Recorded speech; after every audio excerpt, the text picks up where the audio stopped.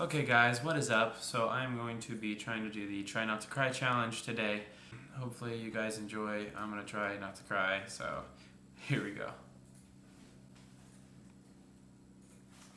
Try not to cry.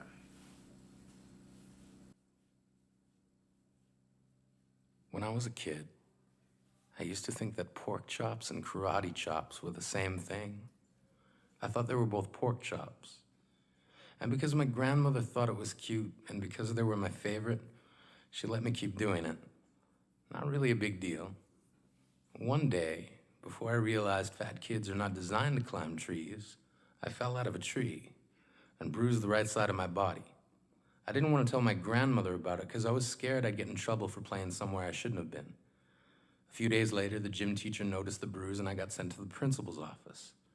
From there, I was sent to another small room with a really nice lady who asked me all kinds of questions about my life at home. I saw no reason to lie. As far as I was concerned, life was pretty good. I told her whenever I'm sad, my grandmother gives me karate chops. Oh no. This led to a full-scale investigation, and I was removed from the house for 3 days until they finally decided to ask how I got the bruises. News of this silly little story quickly spread through the school, and I earned my first nickname, Pork Chop. To this day, I hate pork chops. Because of that, oh man. I'm not the only kid who grew up this way. Surrounded by people who used to say that rhyme about sticks and stones. As if broken bones hurt more than the names we got called, and we got called them all. So we grew up believing no one would ever fall in love with us. That we'd be lonely forever.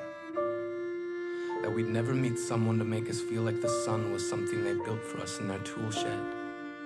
So broken heartstrings bled the blues as we tried to empty ourselves so we would feel nothing.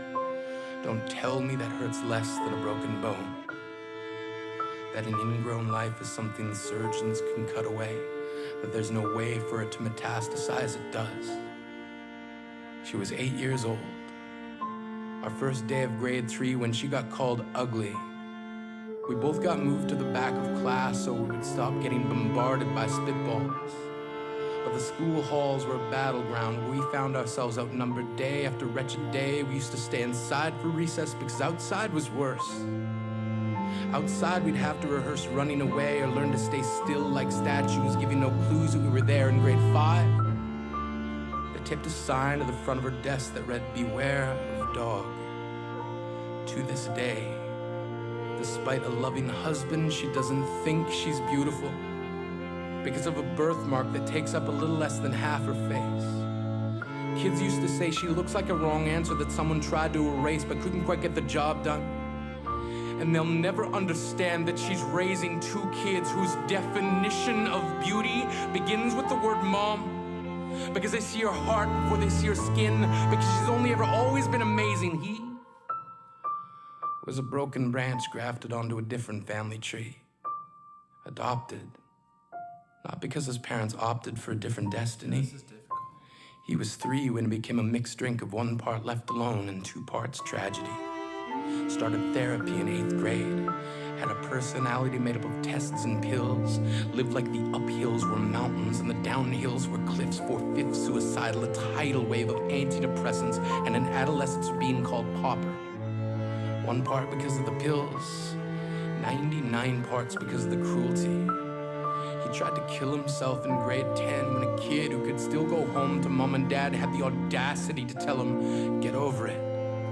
As if depression is something that can be remedied by any of the contents found in a first aid kit. To this day, he is a stick of TNT lit from both ends. Could describe to you in detail the way the sky bends in the moments before it's about to fall.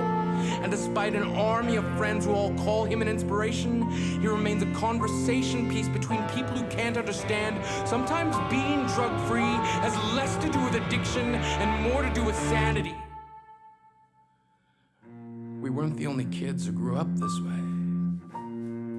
To this day, kids are still being called names.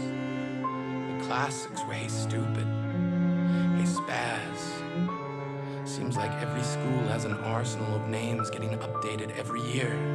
And if a kid breaks in a school and no one around chooses to hear hear? Do they make a sound? Or they're just background noise from a soundtrack stuck on repeat when people say things like kids can be cruel?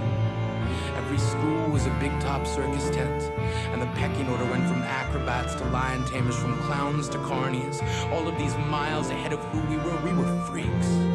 Lobster claw boys and bearded ladies.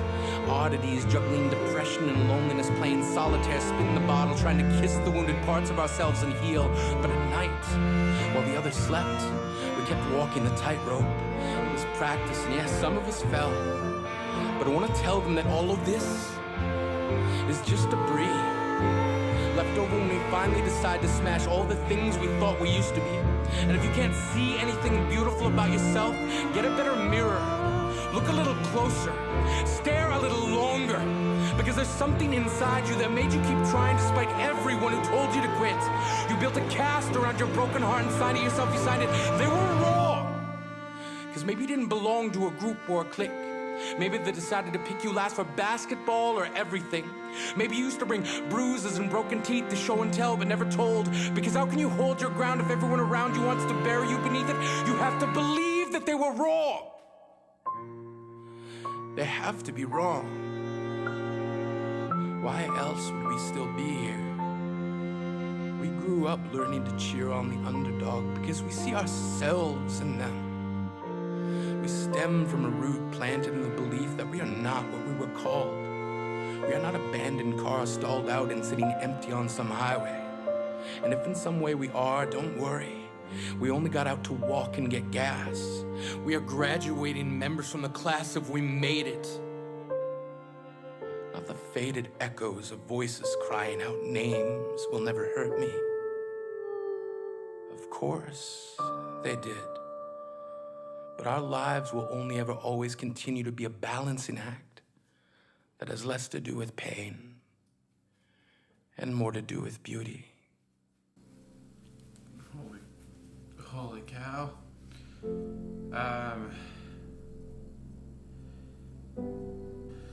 Okay. Oh man, I didn't know what I was signing up for that one. I'm sorry I was so quiet through it. I don't even know what to say. I hope you guys enjoyed it. If you did, feel free to leave a like, subscribe, and comment. A lot of that stuff kind of hit home in some places. Not all of it, obviously, but yeah, enough. Anyways, guys, thank you for watching once again. Please feel free to like, subscribe, and comment. That would be awesome. If you want to follow my Instagram, it'll be somewhere on here. I don't know what else to say. Just stay tuned for my video tomorrow, I guess. It'll be happier, I think. But yeah, thank you guys for watching, and I will talk to you later. Goodbye.